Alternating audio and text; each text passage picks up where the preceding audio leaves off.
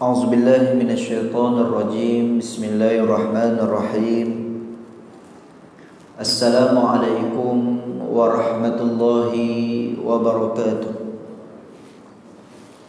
Innal hamdalillah nahmaduhu wa nasta'inuhu wa nahdihi wa nastaghfiruh. Wa na'udzu billahi min shururi anfusina wa min sayyiati a'malina. من يهده الله فلا مضل له ومن يضلل فلا هادي له أشهد ونشهد أن لا إله إلا الله وحده لا شريك له وأشهد أن سيدنا محمدا عبده ورسوله ونصلي ونسلم على حبيبنا وشفيعنا وقدوتنا محمد صلى الله عليه وسلم وعلى آله وأصحابه ومن تبعهم بإحسان إلى يوم الدين أما بعد قال رب اشرح لي صدري ويسر لي أمري واحلل عقدة من لساني يفقهوا قولي اللهم أرنا الحق حقا وارزقنا اتباعه وأرنا الباطل باطلا وارزقنا اجتنابه قال الله سبحانه وتعالى في كتابه الكريم أعوذ بالله من الشيطان الرجيم بسم الله الرحمن الرحيم اقرأ Bismi rabbikal ladzi khalaq. Bacalah wahai Muhammad dengan nama Tuhan yang menciptakan sekalian makhluk. Suratul Alaq ayat yang pertama. Wa qala an-nabiy sallallahu alaihi wasallam man yuridillahu bihi khairan yufaqihu fid din. Barang siapa yang dikehendaki Allah kebaikan padanya, maka Allah akan memberikan kefahaman tentang agamanya. Hadis sahih, sadaqallahul azim wa sadaqan nabiyul karim. Yang dikasihi pengurusi, imam, seluruh ahli jawatan kuasa, muslimin, muslimat, hadirin dan hadirat yang dirahmati lagi dikasihi Allah. Alhamdulillah, marilah sama-sama dan buat selamanya kita merafakkan kesyukuran kehadrat Allah Subhanahu wa taala kerana dengan taufik dan hidayahnya, qudrah dan iradahnya kita dipertemukan oleh Allah Subhanahu wa taala pada malam ini untuk sama-sama kita menyambung diskusi 50 kaedah kehidupan dalam Al-Quran oleh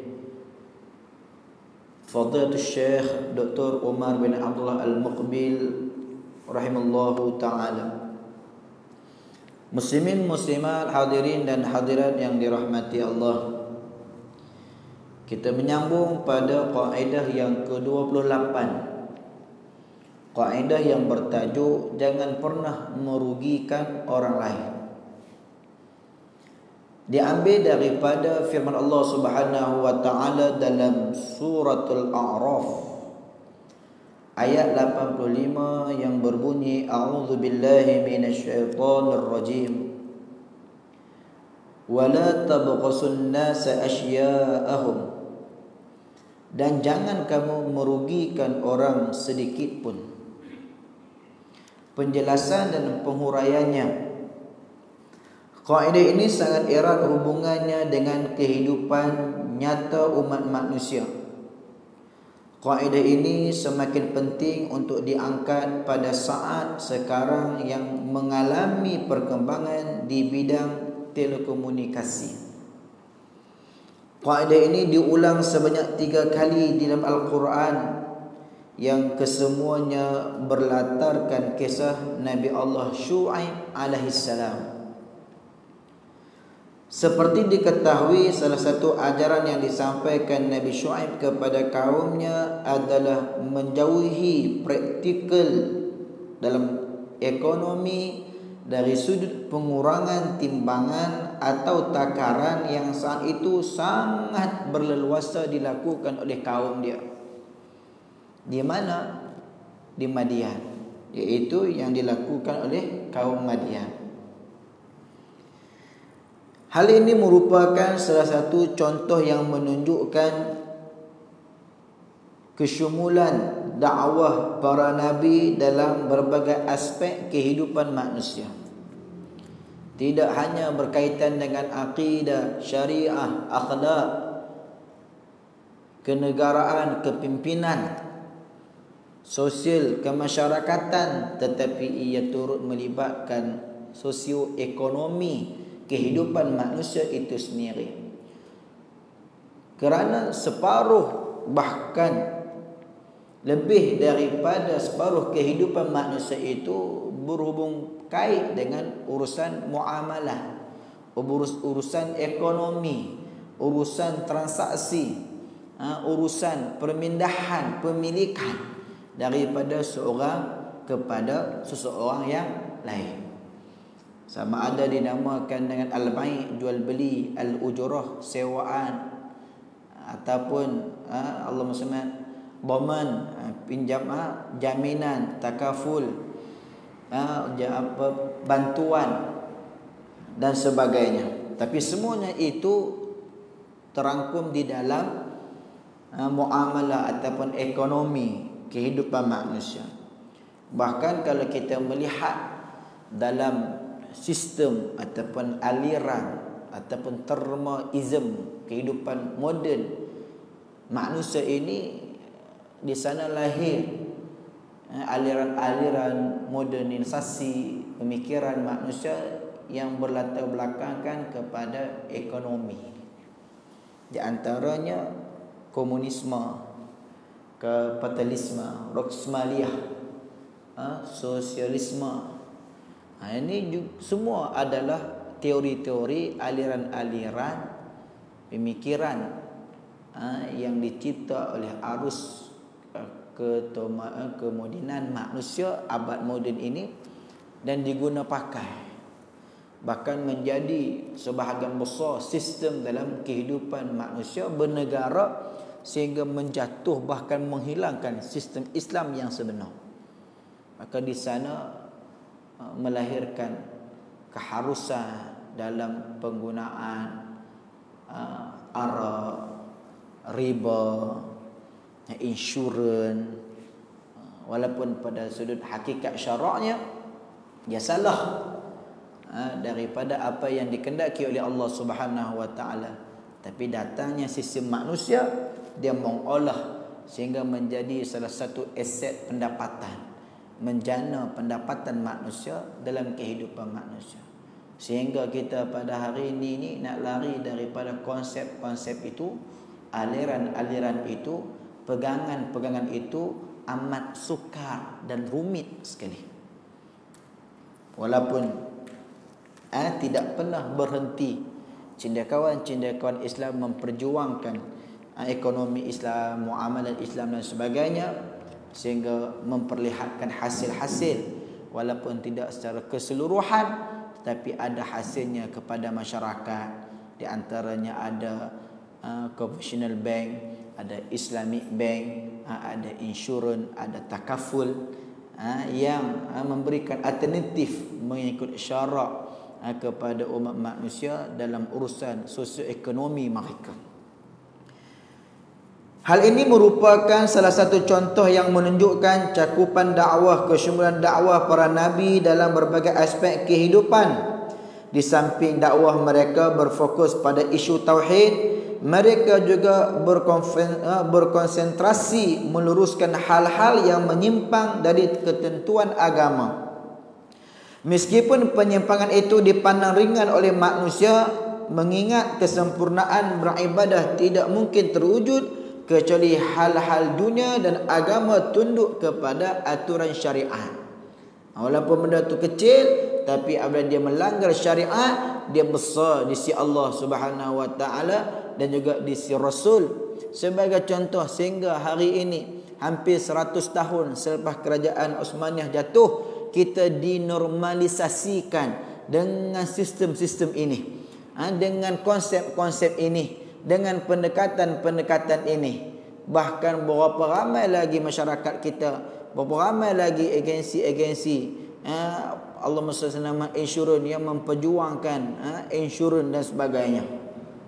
Kan? Walaupun salah dari sudut syarak. Begitu juga masih lagi menggunakan conventional account bank, walaupun ada pilihan Islamic account bank. Begitu juga lah dalam pendapatan judi, arak dan sebagainya. Mana-mana pemerintah yang naik, baik si A mau si B, benda yang haram tetap haram. Sama ada dia perjuangkan ataupun tidak, berhasil ataupun tidak, semuanya akan dipersoalkan oleh Allah Subhanahu wa taala. Yang wajib bagi kita perkara yang halal halal, yang haram haram. Walaupun diubah suai 1001 penjenamaan dia, nama dia, fizikal dia, bentuk dia dan sebagainya, tapi dia kalau dia haram, dia tetap haram walaupun dengan 1000 nama yang diberikan. Jika anda menghayati kaedah wala tabghasun nas asya'ahum, dan jangan kamu merugikan orang sedikit pun, maka anda temukan posisinya setelah keumuman larangan praktik pengurungan timbangan dan takaran. Jadi kaedah ini bersifat universal, yang berada setelah spesifik, yang berarti mencakup semua yang mungkin bisa dikurangi meskipun sangat sedikit. Al-Allamah Tahir Ibnu Ashur rahimallahu ta'ala berkata, apa yang diajarkan dalam syariat ini merupakan prinsip utama bergairah perekonomian umat, mengingat transaksi-transaksi ekonomi memerlukan adanya saling percaya antara pelaku. Jika kredibiliti terwujud, maka transaksi ekonomi bergairah dan berproduktivitinya meningkat.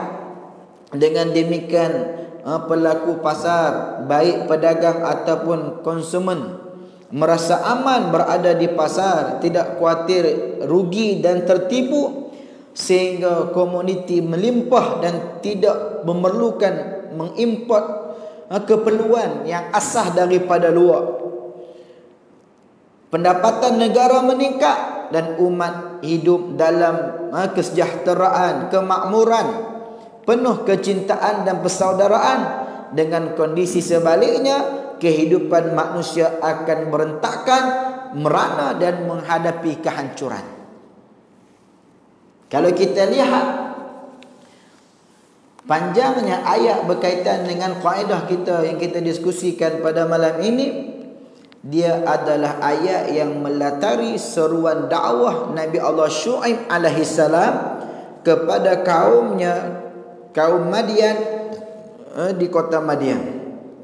Bagaimana pada surah Hud bermula daripada ayat 84 sehinggalah ayat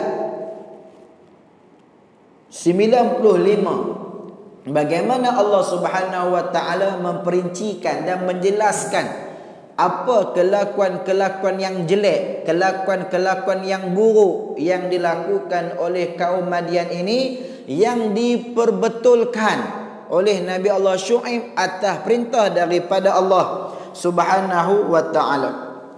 Sebelum kita nak melihat ayat-ayat yang menceritakan tentang Nabi Allah Syuaib dan kaumnya, kaum Madian, latar belakang kaum Madian ini di antara kaum yang pernah diciptakan, diwujudkan oleh Allah Subhanahu wa taala di muka bumi ini, yang hebat dari sudut perekonomian dia, yang hebat dari sudut perniagaan dia, yang hebat dari sudut transaksi di zaman dia. Sehingga kan mereka ini disebutkan dalam sejarah peradaban manusia, mereka lah di antara bangsa yang terawal mewujudkan ataupun mencetuskan konsep cukai dalam pendapatan. Konsep cukai dalam kehidupan perniagaan transaksi sesama manusia. Ini yang disebutkan oleh Allah Subhanahu wa taala di dalam Al-Quran. Maka apabila mereka sudah pun mendapat keistimewaan yang luar biasa di zamannya, maka mereka mula jauh daripada hidayah petunjuk Allah Subhanahu wa taala dan peringatan Nabi yang diutuskan Allah kepada mereka, yaitu Nabi Allah Syuaib alaihi salam. Lalu mereka mula melakukan sedikit demi sedikit pembohongan, penipuan, pengkhianatan dan kezaliman serta penindasan di kalangan manusia di dalam masyarakat mereka pada waktu tersebut. Di antara penipuan mereka yang mereka lakukan, seperti mana yang Allah Ta'ala sebut dalam surah Hud ayat 83. Wa ila Madyan akhahum Syu'aiba qala ya qaumi abudullaha ma lakum min ilahin ghairuh wa la tanqusul mikyala wal mizan inni arakum bi khairin wa inni akhafu alaikum azab yawmin muhit. Dan kepada penduduk Madian kami utus saudara mereka, yakni Syuaib. Dia berkata, wahai kaumku, sembahlah Allah, sesekali tiada Tuhan bagimu selain Dia. Dan janganlah kamu mengurangkan sukatan dan timbangan. Sesungguhnya aku melihat kamu dalam keadaan yang baik, yang makmur. Dan sesungguhnya aku khawatir kamu akan ditimpa azab pada hari yang membinasakan kamu. Dalam surah yang lain, di antaranya surah yang masyhur, iaitulah surah Al-Mutaffifin, surah yang menceritakan perihal orang-orang yang curang, iaitu orang-orang yang curang dalam menyukat ataupun menimbang hak orang lain, sehingga Allah Subhanahu wa taala melaknat mereka dalam surah ini dengan firman-Nya, wailul lil mutaffifin, celakalah bagi orang yang curangi, alladzina idza qatalu 'alan nas yastawfun, yaitu apabila mereka menerima sukatan daripada orang lain, mereka meminta dipenuhi, dicukupkan timbangan tersebut.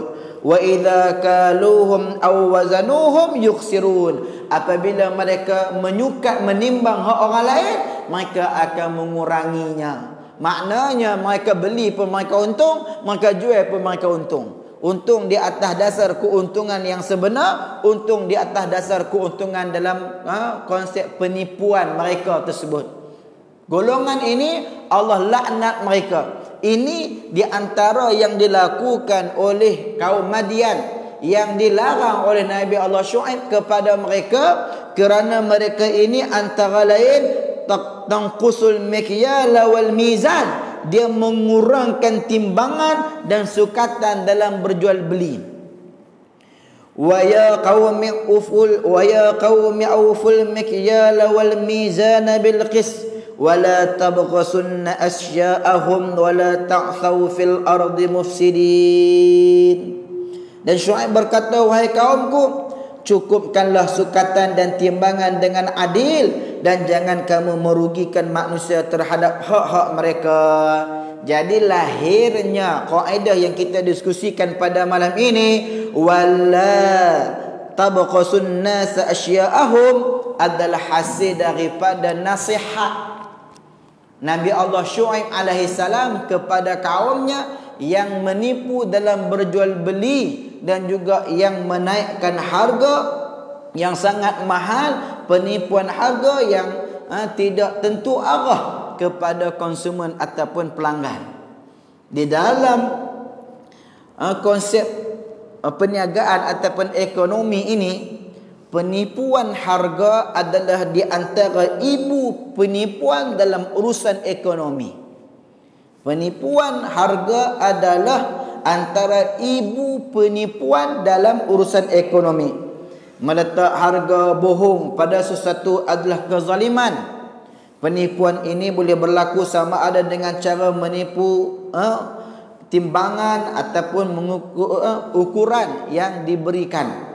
Maka disebut oleh pengarang kitab kita ini, walaupun ayat ini hanya menyebut mikyal wal mizan, iaitulah timbangan dan juga takaran, tetapi secara umumnya perkara yang berkaitan dengan ekonomi, jangan sama sekali kita memperdayakan manusia, jangan sama sekali kita menipu manusia, jangan sama sekali kita menzalimi manusia. Kalau tidak, kehidupan manusia ini akan jadi cacau merebak, kacau bilau.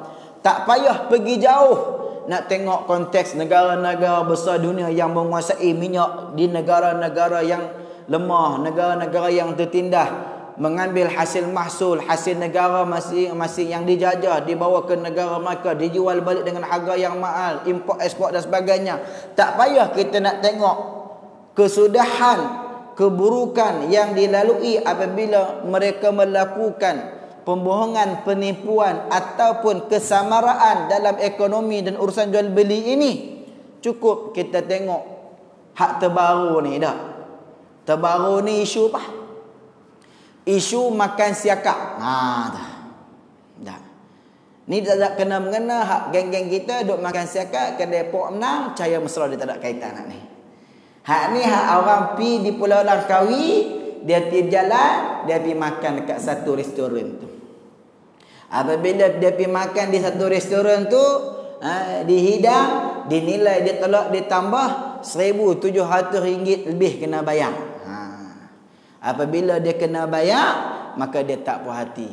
Apa yang dahsyat sangat mahal ni? Ini bukan harga Firaun dah, Dajjal tu. Harga. Kalau orang Kedah kata Dajjal, lain sikit. Rekod malam ni dia tak boleh nak sebut pelik-pelik. Jadi Allahumma salli ala sayyidina Muhammad, ni harga yang gila-gila dah. Makan siakap 7 kilo, RM1,700 lebih kena bayar.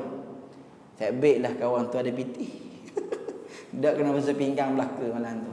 Kawan nampak? Diviralkan. Kita habis masa seminggu dua ni pakai duk tengok tu ya.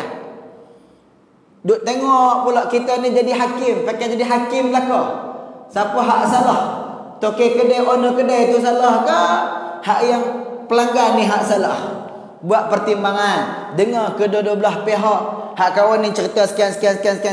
Hak kawan ni cerita sekian. Walaupun ikan dah ikan siakap, hak bagi kita tu siakap tak ada apa, tak ada nilai. Ikan kebanyakan orang, bukan ikan kayangan. Mesti jelawak ke, ketutukan dan sebagainya. Hak tu pada mahal. Siakap biasa. Walaupun dia kata siakap, bukan siakap biasa punya. Siakap yang dia bagi makan, siakap yang dia bela lama, macam-macam lah alasan dia. Semua tu berpunca daripada apa? Ni ya. Sebab itu kalau kita melihat dari sudut hukum, khususnya dalam konteks penjualan transaksi makanan dan minuman ini, jumhur ulama, bahkan sebahagian kitab menyatakan ia adalah pendapat yang muktamad.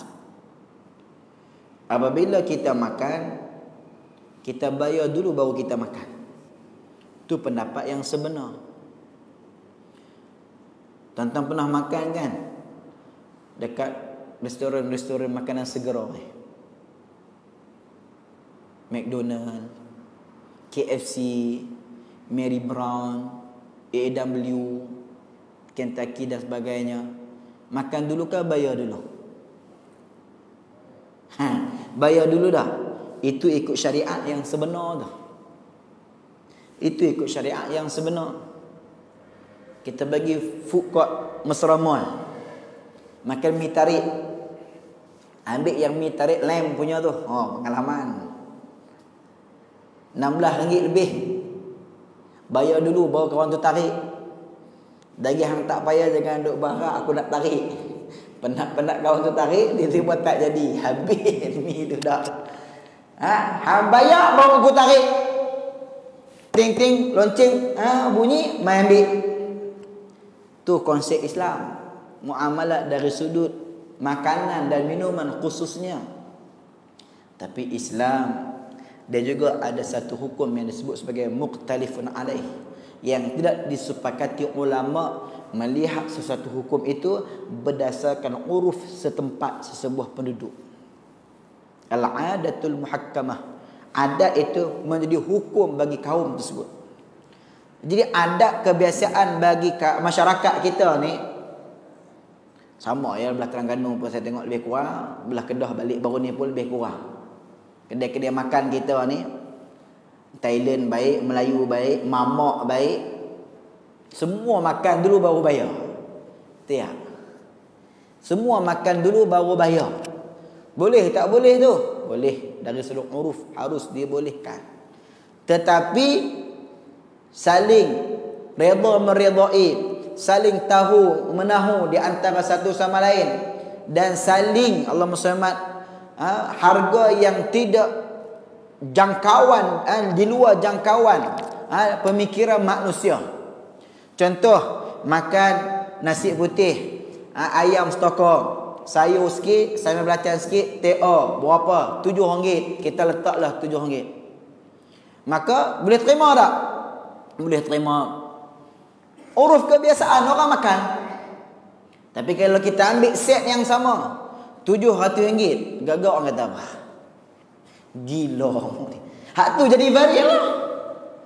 Sebab apa? Yang menjual tidak menjual secara uruf, akhirnya menimbulkan isu dan juga persengketaan. Yang sepatutnya orang yang menjual, dia menjual mengikut harga kebiasaan masyarakat, harga uruf dalam masyarakat kita. Kalau mahal sikit itu mungkin perbezaan dari sudut tempat. Kemaman jauh lebih mahal daripada Kedah. Tanya Haji Bidin, kalau dia pergi Kedah makan banyak mana, berbayar banyak mana? Mama makan sikit lah, 80 dah. Kan dah. Mahal ke mama ni. Dah. Tapi dah kita duduk di Kemaman, tak rasa apa. Tadi kita pergi duduk belah negeri yang murah sikit. Kelantan lah, paling dekat dengan kita. Murah lagi dah. Kita ada mahal sikit. Tapi kita boleh menerima. Maka yang menjual, jual dengan harga yang standard, uruf kebiasaan manusia boleh terima. Dalam masa yang sama, orang yang membeli kena Allahumma salli ala sayyidina Muhammad, melihat apa yang dia beli, apa yang dia order. Kalau bukan apa yang dia order, dia jangan makan. Apabila dia makan, itu menandakan dia bersetuju dengan apa yang sampai kepada dia. Apabila dia telah pun bersetuju, maknanya harga yang dia perlu bayar, bayar. Contoh, tuan-tuan pergi ke Depok Nang, ataupun Cahaya Mesra, promote sikit malam ni, kau dapat siakap malam ni tak apa dah. Nak minta siakap 3 rasa, standard lah, RM25, RM30, RM50, atas saiz. Berapa gram, berapa kilo. Tuan-tuan, Allahumma salli ala sayyidina Muhammad, order seekor. Mari ke meja tuan-tuan, 2 ekor. Hak tu order tuan-tuan kan order siapa? Bukan order tuan-tuan lah. Tanya balik, ni order siapa ni? Bukan order saya seekor ya. Itu tuan lah. Dah, jangan makan. Tak apa, mari kita makan lah, habis juga. Tandanya kita redha. Apabila keluarnya bil nanti, bayar. Jangan duk viral. Ni sikap yang kita tak kenal juga. Mu yang order, mu yang tempah. Apabila sampai pada apa yang dapat, kalau betul, makan. Kalau tak betul, jangan makan. Jangan terima. Kita ada hak akan kuasa membeli. Bukannya orang letak pakai makannya, bukan dia yang bayar, kita yang bayar. Lain kalau orang belanja. Majid suruh ajak makan. Tak heran lah. Tu nak ambil kesempatan. Apa lagi makan. Jimat punya rasa. Sudah makan, dia bayar kat kaunter, ustaz. Sahabat kita belakang bayar dah kat ustaz. Allah, rugi. Dia boleh order banyak lagi. Dah. Kalau tahu dia belanja kita, memang banyak kita makan malam tu. Cuma kita tak tahu dah rezeki, dia kata. Tak apalah tu. Tapi kalau hak mari tu memang apa yang kita order, apa yang kita tempah, beres kita makan. Lepas tu kita bayar. Tak terkejut sangat ngambil tu. Kalau kita terkejut pun buat terkejut dah. Padan mau pergi minta sotong sup tepung. Mau pergi minta sotong butter dan sebagainya, mahal. Satu pinggan 25, satu pinggan 30. Tak, tapi kalau bukan hak kita, jangan ambil. Ni kita ada pilihan. Ni kalau kita tidak mahu wala tabghasun nas asya'ahum, tak mau nak merugikan mana-mana pihak. Hak orang yang viral tu dia tak puas hati. Apabila dia viral, apa kesan yang besar? Kesan yang besar pada kedai tu agak-agak kita nak piak kedai tu. Tobat tak pi kena 1,700 pakai tak balik dah. Jadi Allah SWT Muhammad boleh menjejaskan sikit sebanyak pendapatan dia, perniagaan dia dan sebagainya. Jadi dua-dua belah pihak nak kena ambil peranan. Cuma yang lebih penting, yang lebih utama, si penjual jangan mengambil kesempatan. Orang order yang tu Jangan ambil kesempatan naikkan harga, buat lebih dan sebagainya. Allah tersilap, bayar, tolong bayar. Dalih. Kita tu jangan menipu, jangan bohong, jangan ambil kesempatan, jangan ambil peluang kepada orang yang datang ke kedai kita sebagai pelanggan untuk nak makan minum. Jadi apabila dah memang bukan daripada apa yang dia minta, maka tuan kedai kena redha. Bukan siap ni yang order. Bukanlah. Dia angkatlah. Buat macam mana? Dia tanggunglah. Kalau dia boleh makan, dia boleh makan. Dia boleh bagi pada meja lain, dia boleh bagi pada meja lain. Ini kita katakan risiko-risiko yang perlu diambil lah orang yang berniaga. Tetapi jangan sampai satu tahap kita menipu, membohong. Itu kita tak cerita lagi tentang konteks Allah masukkan makanan-makanan yang tak elok dalam makanan sebagai pelaris, buat sihir, buat tangkal dan sebagainya. Itu semua dalam kaedah wala tabghasun nas asya'ahum, yang merugikan manusia itu sendiri. Begitu juga bagaimana dalam kisah Nabi Allah Syuaib ini, dia mengajar kepada kaum dia supaya sentiasa berjaga-jaga dalam bertransaksi ni, berjual beli ni, kerana kamu dibimbangi satu hari nanti. Apa kata Nabi Allah Syuaib? Wa inni akhafu alaikum azab yaumin muhit. Kamu akan ditimpa azab yang sangat pedih, yang sangat dahsyat pada hari membinasakan kamu, iaitu hari kiamat kelak nanti. Maka hasil daripada seruan Nabi Allah Syuaib ini, mereka tidak menerimanya, mereka menolaknya.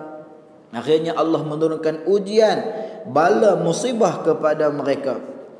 Sebelum daripada itu, lihat ada satu nasihat baik berguna yang diajarkan Nabi Allah Syuaib kepada kaum dia. Qala ya qaumi ara'aytum in kuntu ala bayyinatin min rabbi warzaqani minhu rizqan hasana wa ma uridu an yukhalifakum ila ma anhaakum an in yuridu illa al-islah mastata'tu wa ma taufiqi illa billahi alaihi tawakkaltu wa ilaihi unib. Tengok, dipesan kepada kaum dia, wahai kaumku, Allahumma salli ala sayyidina Muhammad, bagaimana fikiranmu jika aku mempunyai bukti yang nyata daripada Tuhanku dan dianugerahkannya aku daripadanya rezeki yang baik, patutkah aku menyalahinya? Dan aku tidak berkehendak menyalahi kamu dengan mengerjakan apa yang aku larang. Aku tidak bermaksud berkecuali mendatangkan kebaikan selama aku masih mampu, dan tidak ada taufik bagiku melainkan dengan pertolongan daripada Allah Subhanahu wa ta'ala. Aku dah cerita, aku dah bagi peringatan, aku dah bagi teguran, aku dah bagi nasihat, semua dah pada kamu. Aku buat sekadar mana yang aku mampu atas hidayah, atas taufik daripada Allah Subhanahu wa ta'ala. Selebihnya kamulah yang menanggungnya, kamulah yang akan merasainya. Sebahagian ahli tafsir menjelaskan kesyumulan ke universalnya kaedah ini dengan menyatakan kaedah ini mencakup semua hak yang tidak boleh dirampas kepemilikan yang tidak boleh dikuasai dan digunakan orang lain tanpa keizinan pemiliknya. Jika telah jelas cakupan kaedah ini yang luas dan yang paling nyata adalah penggunaan hak-hak harta benda, maka sebenarnya ia mencangkumi semua hak yang berkaitan dengan materialistik ataupun secara maknawi milik seseorang, termasuk benda-benda yang kita tidak boleh nampak, di antaranya nafkah zahir, nafkah batin. Jangan sampai kita menyusahkan orang, jangan sampai kita merugikan orang. Ada satu kisah menarik yang berlaku di zaman sahabat ridwanullahi alaihim ajma'in. Sahabat yang bernama Sa'id bin Zaid al-Adawi al-Qurashi radhiyallahu anhu. Sa'id bin Zaid ini salah seorang sahabat Rasulullah yang disebut sebagai al-asharu mubasysyiratul bil jannah. 10 sahabat yang diberitakan dengan syurga Allah. Dia berkahwin dengan anak Sayyidina Umar, adik Sayyidina Umar al-Khattab yang bernama Fatimah binti Khattab. Dia di antara yang menjadi asbab keislaman Umar.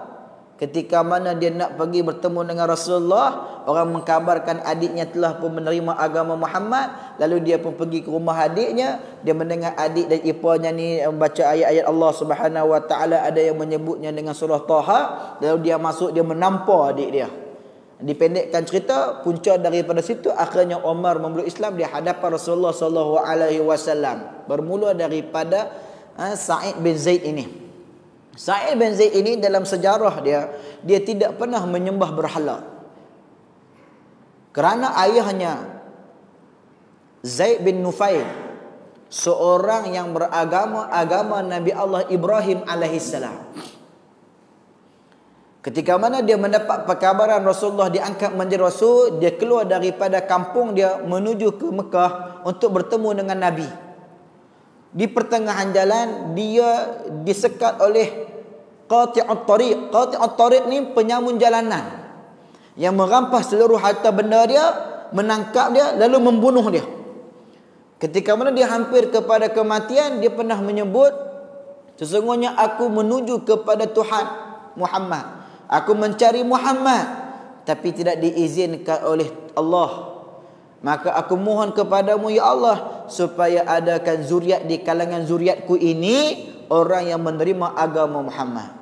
Allah makbulkan doa ayah Sa'id, yakni Zaid bin Nufail ini. Akhirnya Sa'id bin Nufail ini di antara sahabat yang disebut sebagai as-sabiqun al-awwaluna minal muhajirin wal ansari ila akhir ayat surah Taubah ayat 100. Dia orang yang terkemudian, yang terawal masuk Islam.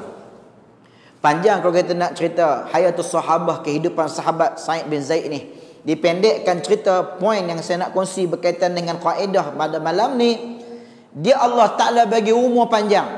Dia hidup di zaman Rasulullah, hidup di zaman Abu Bakar As-Siddiq, hidup di zaman Umar Al-Khattab, hidup di zaman Uthman bin Affan, hidup di zaman Ali bin Abi Talib, hidup di zaman Hasan bin Ali, dan juga hidup di zaman pemerintahan Bani Umayyah.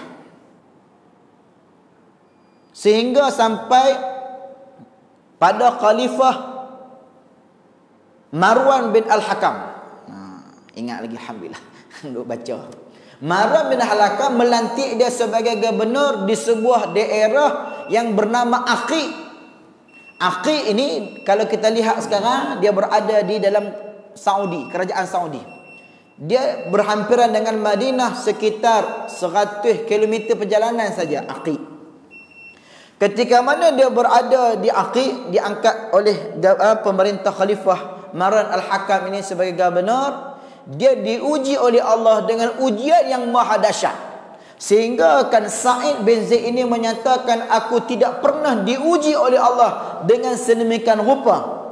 Walaupun Sa'id bin Zaid ini tidak pernah miss menyertai siri-siri peperangan di zaman Nabi kecuali Badar, di zaman Umar, di zaman Abu Bakar, dia tak pernah miss. Dia diuji oleh Allah dengan 1001 ujian. Tapi kali ini lebih dahsyat, iaitu dia diuji, dia difitnah oleh seorang wanita bangsawan hartawan yang bernama Urwah bin Uwais. Wanita ni dia fitnah Sa'id bin Zaid, merampas, mengambil harta dan juga tanah dia. Maka Sa'id pun mendakwa, aku tak ambil ni tanah aku. Akhirnya berita ni sampai kepada Khalifah Marwan bin Al-Hakam. Lalu Marwan bin Al-Hakam memanggil menteri-menteri kabinet dia. Buat persidangan macam mana kita nak selesai masalah ni Sa'id dengan arwah ni. Lalu mereka pun memutuskan tidak, kita tak boleh nak selesaikan masalah ni dengan biasa-biasa. Sebab Sa'id ni dia bukan orang biasa, dia sahabat Rasulullah, dijamin syurga oleh Allah dan Rasulnya. Urwah ni pula bukan orang biasa-biasa, dia akhi, dia di antara wanita yang terkenal dari sudut harta benda dia, dari sudut harta kekayaan dia. Silap-silap hari bulan, backfire kita balik. Akhirnya diwujudlah Suruhanjaya siasatan diraja. Lah ni pakai duk siapa siasatan diraja ni. Bukan buat main, orang besar. Dah kena siasatan diraja ni. Akhirnya pergilah wakil khalifah ni ke Aqib. Bertemu dengan bertemu dengan Sa'id bin Zaid. Dia bertanya kepada Sa'id bin Zaid, apakah benar kamu mengambil harta dan bahagian tanah wanita ni? Maka kata Sa'id bin Zaid, demi Allah, mana mungkin aku merampas harta tanah wanita ini sedangkan aku mendengar sabda Rasulullah sallallahu alaihi wasallam yang menyebut barang siapa yang merampas secara zalim walaupun sejengkal tanah milik orang, dia akan dikalungkan tanah itu di akhirat kelak dan dia akan diazab oleh Allah Subhanahu wa taala. Hadis sahih riwayat Muslim atau kama qala Nabi sallallahu alaihi wasallam. Lalu dia orang surrender. Hujah mantap. Mana mungkin aku nak ambil harta orang perempuan ni sedangkan aku dengar Rasulullah sallallahu alaihi wasallam cerita macam ni. Ni kata keimanan para sahabat. Walaupun Nabi dah wafat puluhan tahun, tapi mereka berpegang teguh kepada ajaran sunnah, kata-kata sabdaan Nabi dalam kehidupan mereka. Lalu akhirnya disenyapkan begitu. Keluar saja daripada persidangan, Sa'id bin Zaid mengatakan, ya Allah, aku dizalimi, aku dikanati, aku difitnah. Sekiranya aku benar, kau butakan mata perempuan ini dan kau matikan dia dalam telaga yang digalinya.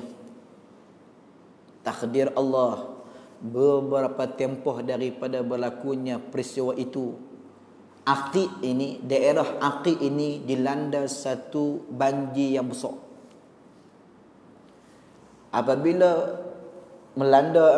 dilandanya banjir yang besar, banyak berlaku perubahan pada geografi tanah dan kedudukan tanah di dataran Aqib tersebut, sehingga menimbulkan petanda garisan yang jelas di antara tanah milik wanita Urwah ni dan juga tanah milik Sa'id bin Zaid ni. Lalu masyarakat menyatakan bahawa memang benar Sa'id bin Zaid difitnah. Sa'id bin Zaid tak ambil pun walaupun sejengkal tanah wanita ni, bukti dia ni, garisan ni, bukti dia batu ni. Dah kalau macam kita lah ni batu nanda tu lah, hak cap warna merah tu. Hak tu jangan dah buat main. Balah 7 keturunan tu. Silap sikit dia balah 7 keturunan. Yang buat main batu tu, tengok apa gitu, tak ada nilai, tapi nilai yang dia balah 7 keturunan. Kalau dia cat hijau lagi lah parah tu. Jangan buat main benda-benda gitu. Batu ni jangan duk kacau. Orang duk cuci tanah, orang duk bersih tanah, duk tambun tanah, batu ni dia cukup jaga. Jangan duk buat main bab batu ni dah. Ni naik batu tu, timbul batu tu menandakan wanita ni yang memberi fitnah. Sa'id bin Zaid ni difitnah. Lalu wanita ni rasa malu. Kantoi dia pun masuk dalam rumah dia. Apabila dia masuk dalam rumah dia dalam keadaan melihat sekeliling dia gelap gelita. Gelap. Kemudian dia keluar daripada rumah nak tengok keadaan sekeliling pun gelap. maka dia telah pun dibutakan oleh Allah hasil daripada doa Sa'id bin Zaid. Lalu dia rasa takut, dia berjalan sambil meraba-raba mencari pertolongan. Ketika mana dalam perjalanan meraba-raba mencari pertolongan tersebut, dia tak sedar dia melalui sumur telaga yang dia bina tersebut, yang dia gali tersebut, dia jatuh dalam tu, akhirnya dia mati dalam tu. Ulama menyebut kenapa doa Sa'id bin Zaid dimakbulkan oleh Allah. Bahkan dia disebut di antara sahabat yang dimakbulkan doanya oleh Allah. Di antara lain Nabi SAW bersabda, salasatun da'wat mustajabatun la syakku fihin. 3 doa yang tidak akan ditolak oleh Allah. Di antaranya da'watul mazlum, doa orang yang dizalimi. Allah makbulkan doa Sa'id bin Zaid. Mati itu wanita sebut dalam keadaan yang penuh kehinaan. Akhirnya pada tahun 51 Hijrah matilah, wafatlah Sa'id bin Zaid ni. Nak cerita apa dia? Nak cerita dia tentang pasal hak orang tadi itu. Wala tabghasun nasa asya'ahum. Jangan kita menyusahkan orang, jangan kita menipu orang, jangan kita mempersendakan orang, jangan kita duk memain orang, jangan. Akan sampai masa dan ketikanya kita akan dibalas oleh Allah Subhanahu wa taala di akhirat kelak. Syair Arab ada menyebut walam tazal qillatul insaf qati'atan bainar rijali wa in kanu dhawir rahimin. Kurangnya rasa adil senantiasa memutuskan hubungan antara manusia meskipun mereka memiliki ikatan kerabat. Maknanya benda yang disebutkan ini dia tidak selamat, dia kena pada siapapun, harta adik-beradik. Maka kena berhati-hati, kena berjaga-jaga. Oleh yang demikian, kita nak kena tingkatkan keimanan kita kepada Allah. Kita nak kena yakin apa-apa yang kita lakukan di dunia ini ada perhitungan dosa pahala syurga neraka. Sama ada kita buat orang buat kita, semua dinilai oleh Allah Subhanahu wa taala.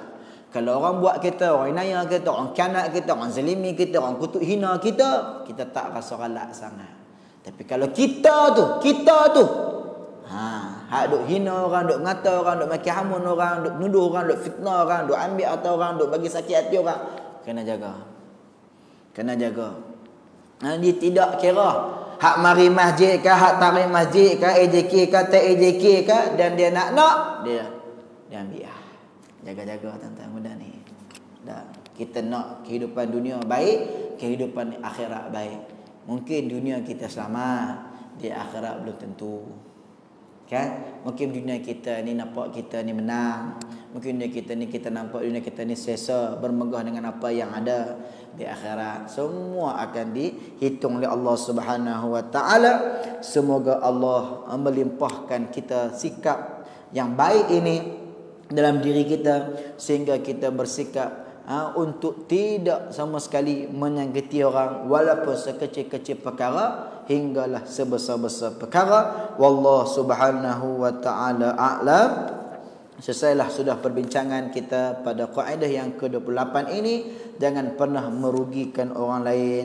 Mudah-mudahan Allah Subhanahu wa taala merahmati dan Allah Subhanahu wa taala meridai kita.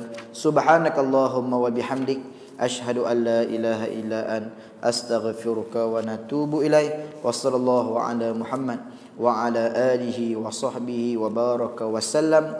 Walhamdulillahi rabbil alamin. Wa billahi taufiq wal hidayah. Wassalamu alaikum warahmatullahi wabarakatuh.